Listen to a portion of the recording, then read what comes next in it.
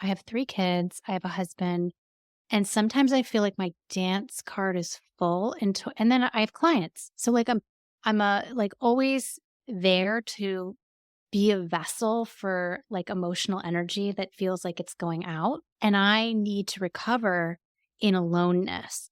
So when I see, like, a potential for a friend, I think, "Oh my god, this is, like, one more person who, like, is really gonna expect me to show up in their lives." And that feels, like, overwhelming. Welcome to Insights from the Couch. Thank you so much for being here. We've got a great episode for you today. We're going to dive into female friendships. It's a huge topic, right? Yeah, the importance of nurturing the friendships you have, of making new friends at midlife, which is not always easy to do. And then also, what are the qualities of friendships that make them fulfilling and satisfying, that really are additive to your life, and how to navigate some of those challenges. And, like, what type of friend are you? And what type of attachment style do you have that can really impact how you show up in friendships? I think introversion and extroversion are another element that we can talk about that can really impact how you show up and make friendships. Yep. We definitely have some differences on that. So we're Yes. different Yes. types of people and different types of friends. So First, I think we've got to set the stage a little bit just to say we know relationships are everything. The quality of your relationships directly influences the quality of your life, and the research shows this is true. And even though there's a primacy of focusing on romantic relationships, this really extends to friendships too. Not everyone's in a relationship or has to be, but we know you need quality connection in your inner circle in order to be healthiest and live longer. and I think what's even more important is that as women age, these relationships become so much more important. I've watched, my mother and her female friendships are, if not more important, equally as important as her relationship with a partner. And so, Absolutely. what is the statistic that I was just telling you about it at 45? Whatever your amount of friends you have is really predictive of your happiness, your health, and how long you're going to live, even. Right. So, this is an important area to look at. And that Harvard study, the longitudinal Harvard study that spanned 80 years, this meta study that everyone talks about, where they looked at what does it take to make your life happy and healthy, right? What's happiness in life? The number one thing was relationships. Yeah. So this goes right to that. Plus, we now know that loneliness is an epidemic that kills and kills more people than obesity or smoking, which is kind of mind-boggling. So I also think it's worth mentioning that you can be surrounded by people in your life, but still feel very alone. You can feel alone in your romantic partnership. In fact, I think there's nothing lonelier than feeling alone in a romantic relationship. But you can have a bunch of social friends and not really feel much connectivity and still feel pretty alone as well. There's so many ways that this can go sideways. I hear that a lot in counseling. I hear a lot of people outgrowing friendships, having friendships from childhood or historical friendships that no longer make a lot of sense. I hear about people not having the quality of friendships that they want, like the connectivity, not being able to talk about real things, vulnerable things. Yeah. So, how do we get better at that? Right, right. Because if you don't have an emotional connection in your friendships, then they're not going to be as satisfying. I mean, do you relate to that at all? Do you feel like you've had friendships that you've outgrown? Or do we want to talk about me and my friendships, and my friendship style? I don't know. I mean, I think that if I doesn't work for me, it kind of fades away pretty quickly. I don't think I stick around for friendships that I haven't had that experience a tremendous amount, because I don't stay in friendships unless they're really, like, additive and, like, it's really connected and really vulnerable. I don't have a ton of friends, but the ones I do, I go really deep with. I just had breakfast with one of my friends this morning. I sat there for 3 hours, and we had a really, really in-depth conversation, And we don't talk every day. I'm not the friend that like texts every day or calls every day, but when we have those conversations, it's so fulfilling. It it's so edifying that like that friendship continues. If that was not the case, that I would go and I would feel that level of connectivity, the investment for me wouldn't be there. I don't Right. do social friendships the way like some women are in big groups where it's very much activity driven. And that's not it for me at all. Absolutely, that depth of connection. And I think you're right. At this stage of life, it's more and more important. Even if you're someone, when we talk about personality differences before we get into attachment, you're an introvert, I'm an extrovert. I'm someone who really will talk to, and get to know the cashier at the grocery store, the cab driver. Not that anyone's in a cab anymore in 2024, but you get the idea.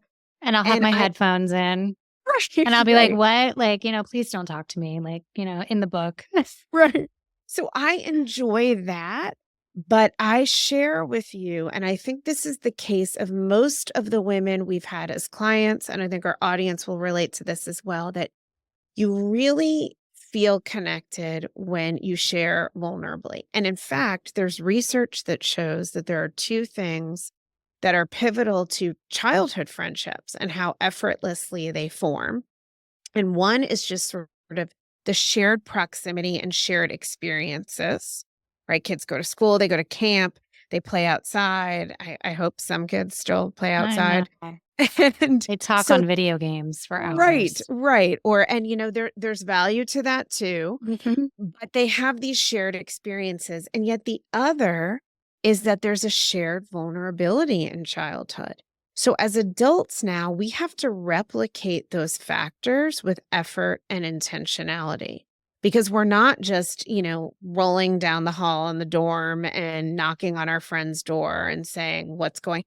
In fact, it's interesting to me because the closest friends I have still, in many ways, my closest friends from college are the women that I lived in the dorm with. We were all on the same Yes. hall. This is such a case for social psychology. Like Yes. proximity determines Yes. liking, Yes. exposure determines liking. And that is just it. Yes, and there's this great book that I recommend to everyone called Platonic. And in it, Dr. Franco talks about this term that I just love called propinquity. And that is, just being nearby people, right? Nearby other Yes. people is actually one of the greatest ways you make friends. So she looked at in the police academy that alphabetically, where they were seated alphabetically, the people who were seated next to each other had the greatest likelihood of becoming friends. So all of this is to say that now as adults, especially in midlife, when a tremendous amount of our emotional energy is siphoned toward the family, we really have to be proactive and intentional in both seeking new friendships and in nurturing the ones we have to make them more fulfilling. Yeah, but I'm just, just listening to that, I'm thinking we're just not getting the exposure. Like Right. the amount of exposures you need. Unless this is why we become friends with our kids' friends. But, Right. their parents, because it's like those are the people we're getting enough exposures to. Or the kids' parents who do volleyball with our kids. That's who we're getting exposures to. So, like, even putting yourself in a position where you can get the requisite number of exposures to a person is hard. I'm just want to normalize that. It is hard, and I think it's worth talking about a little bit because let me tell you a couple other quick quotes. 45% of adults say that it's difficult to make friends. And this one blew me away because, again, I talk to everybody, but the average American has not made a new friend in 5 years. That's so sad, but like it hits, like I'm trying to even think, have I made a new friend in the last 5 years? Yeah. I don't know if I have. Yeah. Like an Yeah. acquaintance, but not a good friend. So let's talk about maybe let's do that part first, and then let's talk a little bit about deepening the friendships that you have, and of course, attachment styles. But in terms of making new friends, this is something that what I've seen in the research and what I've read about in books like Platonic, when something is sort of more naturally suited for your personality, you're doing something intuitively that other people may have to do a little more intentionally. But the research does show that those who make effort and understand that friendship takes effort, both Mhm. nurturing the ones you have and making new ones, that those people are much less lonely 5 years from the time this research was cited. People who think friendships happen just by luck or proximity, even though there's truth to the proximity, right? But they just expect the friendships to flow, ended up much more lonely. So, all of this is to say, let me give you an example. About a year ago, I went to this book reading and I almost didn't go because I didn't have anyone to go with me. In fact, I think you invited me, I did invite you and you didn't go with me. which is so on brand, by the way. Like, I was Right. like, no thanks. This is such a like natural experiment of like two people and the way they make friends. And this is probably a cautionary tale about me. Well, no, I think we are both people who have really great friendships in our lives and just different personalities. Yeah. And we'll get into that in terms of the attachment. But, I almost didn't go because I didn't want to go alone, but I did go. And the author was somebody who had lived for a time in the part of the country I grew up outside New York City. And she had this incredibly inspiring story that not only motivated me toward writing my own book, but there were three women seated together who were friends. And I went over and talked to them and chatted proactively, introduced myself, asked them But I would questions. never do that. I'd be like, oh my God, look at the three people who know each other. I feel so weird. I'm just going to sit here and pretend to be busy. Totally. And I Yeah. will, I mean, of course, I had those thoughts. And what we know is that people perceive or anticipate social rejection that is not really likely to happen, but that's our perception. So I think I don't perceive that maybe as much as some other people because my whole life I've been very friendly and one to initiate engagement and haven't had a lot of bad experiences with that. So I'm probably more likely to do it.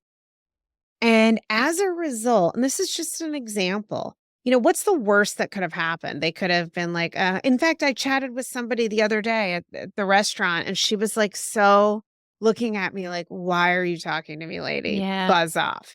And, okay, whatever, your loss. But on this particular day, I chatted with these women and we realized one of us knew people in common and connected on Facebook. And she ended up inviting me to join a book club she was putting together. And I've made a bunch of new friends. There's many women in it. It's not that I've clicked on a deep level with every single person, but I have with a handful of them. So it's just a great example of starting out by making effort, being proactive, and putting yourself out there. Yeah. And as you're saying that, like what's occurring to me is, and I'm just filtering this through my own lens, is like that I would get into a reactive situation where it's like, oh my God, I feel lonely. And then it would only then occur to me to do these things. But like, yeah, you Mm. have to be aware of this and then put yourself out there proactively and look for these openings as opposed to just, ignoring it until you're in a situation where you're like, I really have nobody to be with.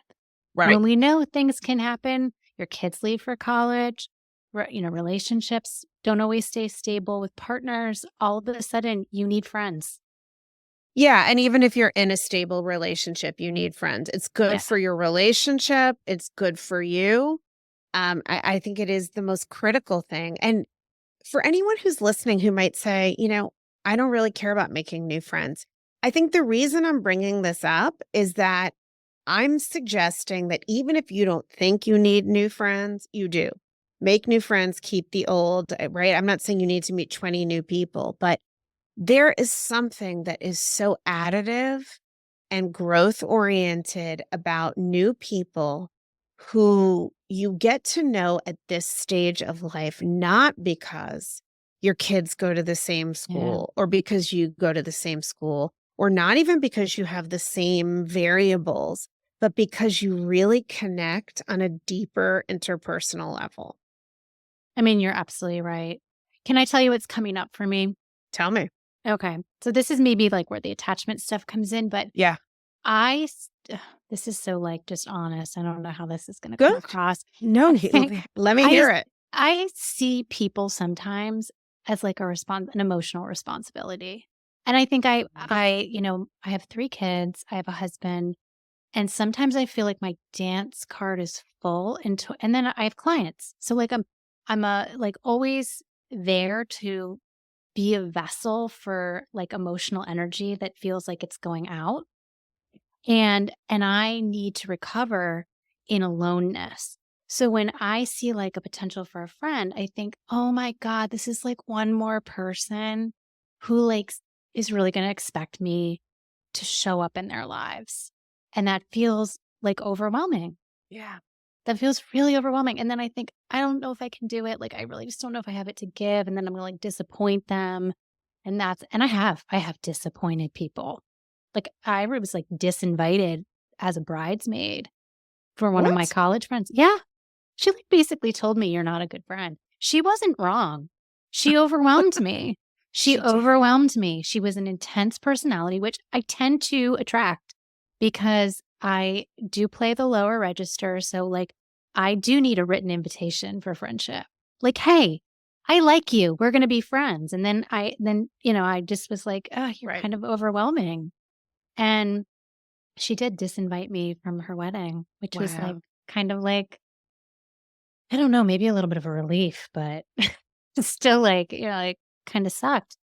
And I do see that sometimes, like, "Okay, this is gonna be one more thing I have to do." Wow, that's interesting. I bet a lot of people relate to that. And I think that's another whole thing, right? How much is expected of us to give?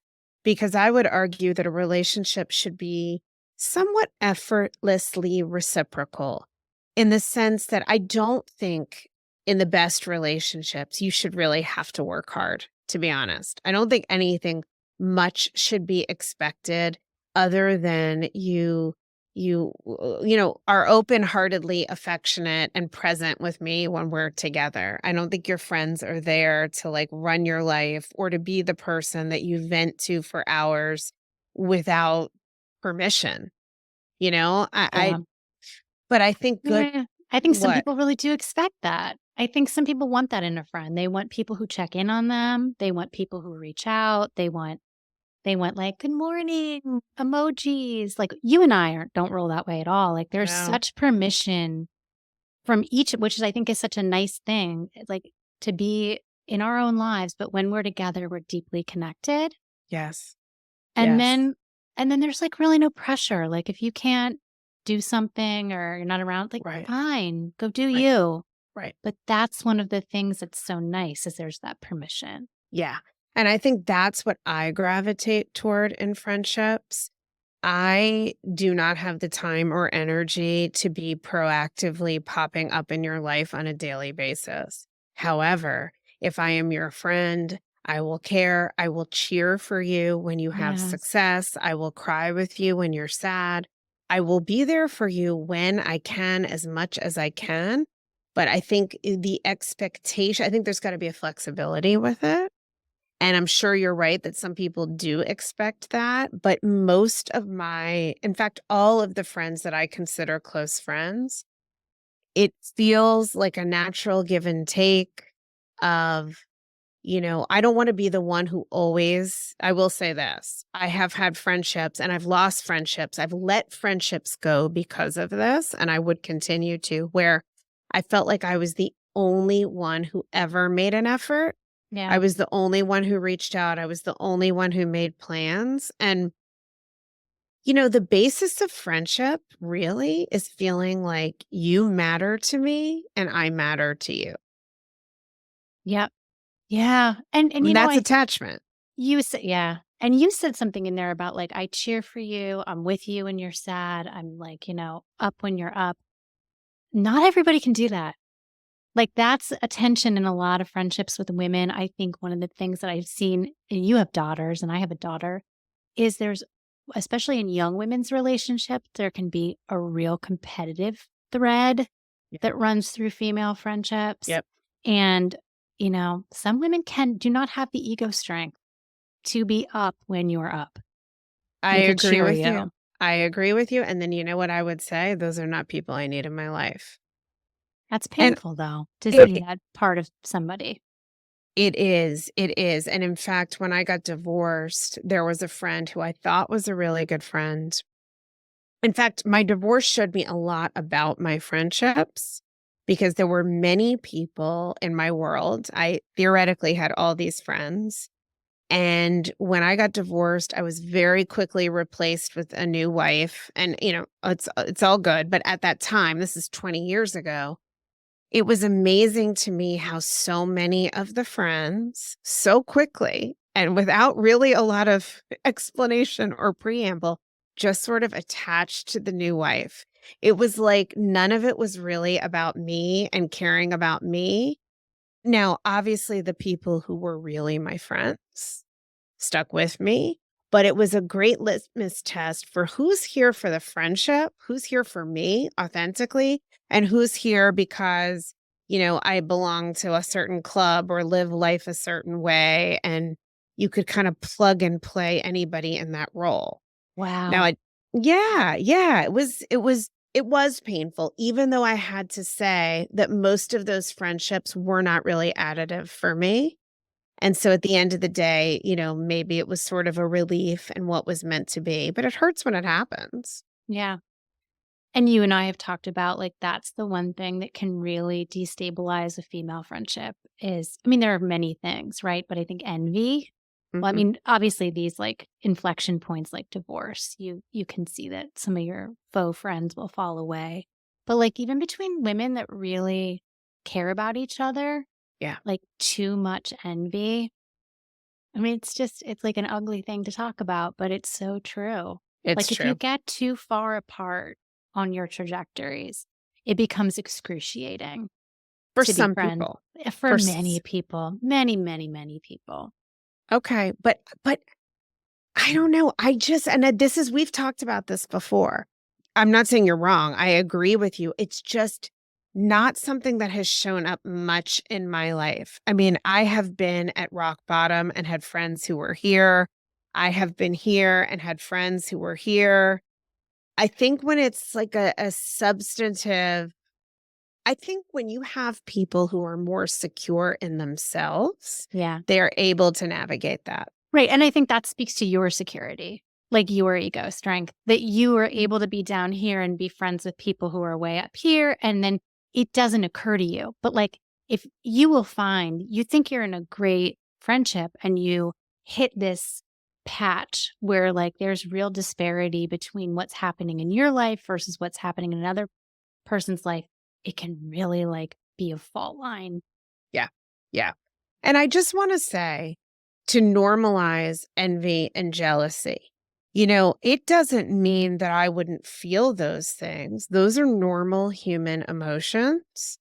And jealousy and envy mean, right? They're a little bit different. Jealousy is, I'm afraid you're going to take something from me that I have. But so, really, more envy. Let's say your life is kicking along, your marriage is thriving, you have job security, you have resources, and, my spouse just left me Yeah. and my life's falling apart and I can't pay my bills.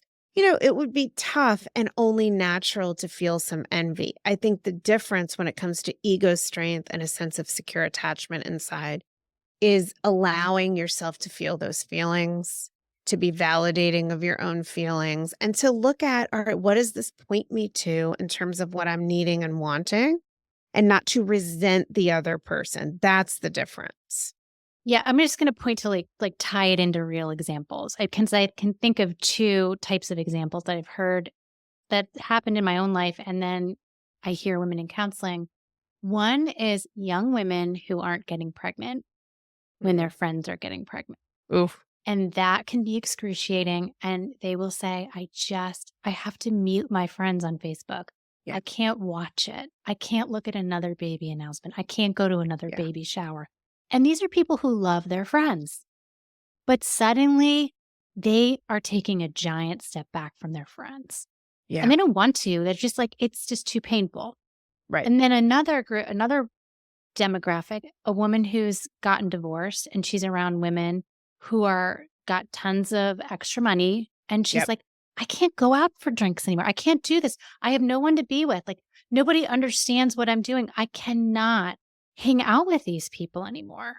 They have no awareness of where I am." And it's not that she doesn't love these women. It's just that suddenly the circumstances become too disparate. Yeah, And so I think that happens. And it can be absolutely. so confusing for people who have to, like, set those boundaries, and then it can be so confusing for the people on the receiving end of those boundaries. Absolutely. And I think, again, though, with those situations, I mean, I can relate to the second one you shared. That was Yeah. me. I didn't come out of a divorce with resources, and I found myself in a very different socioeconomic strata from all of my friends.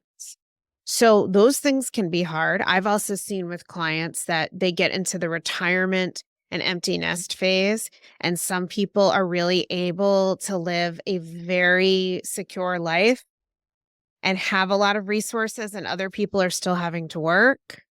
And I have had female clients who have resented that in their Yeah. friends. Yeah. But I just want to come back to, again, to me, I think these things are difficult and painful. And most people are going to have a little bit of a struggle if you're, wanting to get pregnant and your friends are all pregnant and you can't. Of course, that's going to be a barrier. But the difference, again, I think, is do you resent the friend or do you acknowledge, you know what, this is really hard for me right now.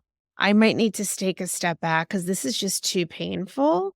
But I love you. I'm happy for you. And I'm just really struggling with where I am. That's beautiful, Colette. I just don't think everybody has those skills. That's why we're therapists, right? But that's what we're promoting in That's part, what we would right? promote, and if you came to us with that stuff, we would promote that.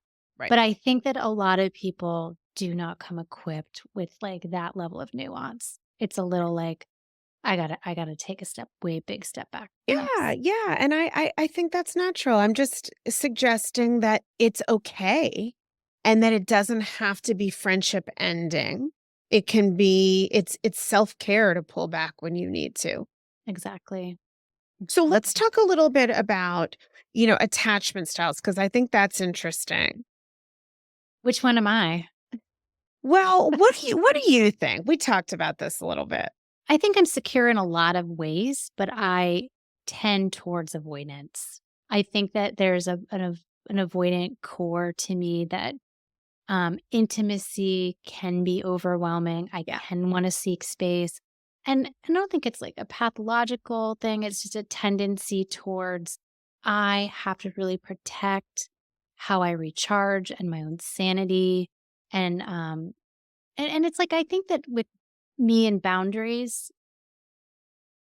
that's a way I protect. It's like that's how I protect my own boundaries. So I have a fear, I think, of being a little bit engulfed, as was a little bit engulfed growing up, Yeah. by strong people in my childhood. So it was like, I remember as a kid, like, I had to lock that door and I had to, like, I lived in my room. That was, like, my safe place. And, Yeah. you know, people wanted to my brother was very strong-willed and wanted to come always like, "Laura, come on, let's go." I was like an adjunctive part of him.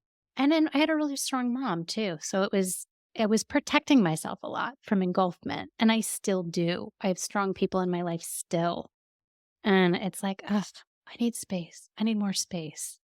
So you could maybe default to a little bit of avoidant attachment when it comes to Sure. friendships. So Towards just all yeah, yeah. yeah. All relationships maybe. So just to give a little quickie brief, we're talking about kind of the pop culture version or Yeah. the popularized three main types of secure attachment. There's a fourth, disorganized, that is a little more deep into the ocean, but the three main ones are being securely attached, and as that pertains to friendship, that would be somebody who just really expects to be liked, expects that a friendship is going to be reciprocal, feels confident within themselves, sees friendships as valuable and invests in them and expects that same investment to come back without too much preoccupation. Mhm. Avoidant and anxious are more insecurely attached styles that involve more preoccupation. And like you said, Laura, with your personal example, somebody who's avoidantly attached, may not want to get too close, may be less likely to go up to a stranger somewhere and say, hey, I'm Colette and, tell me about your outfit. I love it. Or that's a stupid example, but you know what I mean? Right. And somebody who's anxious really fears abandonment and rejection and may project a lot, may really assume a lot of rejection will happen in social interactions that is unfounded. Yeah. Yeah, and like just I love that was a really nice description of attachment. But what occurred to me and as we were talking is so many women have had the experience of like mean women, mean girls. They have a lot of people have that trauma in the background of their lives that makes them go, "Can I trust this woman? Do I want to tell this person this? Is it safe?" And so we're advocating vulnerability, but like a lot of people are like, it's not a good idea to be vulnerable with some people. No, listen, I think the mean girl thing lives on in adulthood and at midlife. You hope, or I think you think people are going to mature out of it, but sometimes it's just more wrinkles and the same core. I guess. Yeah. So, of course, that's going to happen. I mean, I think when you live in an open hearted way and you're striving for authentic relationships, because this vulnerability is so key, I think you've got to take some risks.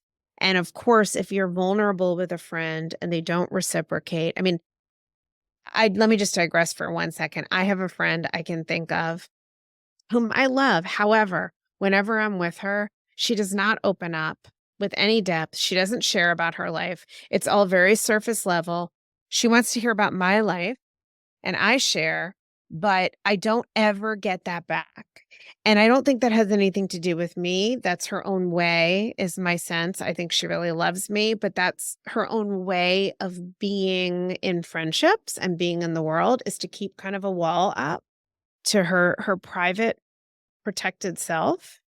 And as a result, the friendship is not fulfilling for me at all. And I don't really enjoy my time with her as much as I wish I did, because I actually do really love her. Does that make sense? Absolutely. Yeah. So and I guess to that, that point, like, just on the vulnerability thing, obviously it's going to deepen your friendships to be vulnerable, but you have to be a good judge of who you're sharing precious information with. Right. That's why I have only a couple friends, is like they're vetted in terms of, okay, I'm safe with you. I can tell you this. Yeah. And then they're really quality friendships, Right. as opposed to like not being such a great judge of that and throwing too much stuff out there. And then you realize your stuff is in everybody's mouth, Right. which doesn't feel good at all. Right. And I think your friends are the people who have your back, right? They share with you, and it doesn't mean it has to be, vulnerability diarrhea. You're allowed to keep your life private, but when you sit down with someone and they're willing to be a real human and let you see some of the mess and they acknowledge the human struggle, that vulnerability invites vulnerability. You feel safe, you feel connected. I always say to you, the cardboard box I love that. text. What's Yeah, the I don't even. cardboard box test? So, would I want to be with you in a cardboard box Mhm. where there's nothing else to do, no entertainment, no distraction, nothing but you and me and our conversation? And I'm happy to report, Laura, that you passed the Oh, test. you passed the test too. And it doesn't matter like what purse you carry or Right, like what vacation you're taking. right. No like extraneous detail about your life is really why I'm there. It's just because I really enjoy you. Yes, and I think that is when we talk about takeaways for, what we want to leave you guys who are listening with today, is really when you're nurturing these relationships, let your guard down a little bit. You have to be willing to take some risks and be vulnerable, or you're not going to have the kind of deep, connected, authentic relationships that sustain you throughout life. Yeah, we've covered some ground. I mean, I think we could do like an entire podcast on like just one of these things, like envy or attachment styles and friendships. But we've covered like a wide range today. One of the things that has like come to my awareness is awareness. That, like, actually, with my own attachment style and my own proclivities to want to, like, protect my energy, that I have to be so much more mindful of making friends. Yeah.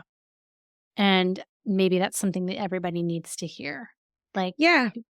at I think midlife. that's another big takeaway is, be open to making some new friends and not just friends that are around shared experiences, but friends that somebody that your energy is filled up, even if you're an introvert, you spend time with them and it feels additive. You feel nurtured. You feel good when you leave that interaction. Those are the kind of friends that it's worth seeking and nurture those existing friendships, but be open to making some new ones as well. And then I guess what occurs to me is if you're going to be with a friend and every time you leave, your body feels heavy, you feel like, oh my God, I feel drained. Like, then there's an editing process that probably needs to take place, which can be Right. painful, but Exactly. So maybe at some point we'll do something on ending friendships. yeah, that's painful and Very. confusing for people. So, okay. Well, thank you everyone for Yeah. listening. And please check out our website, insightsfromthecouch.org, for more tips, insight, and resources on this topic. And thanks so much for being here. Yeah, and go spend some time with your friends. It's worth it.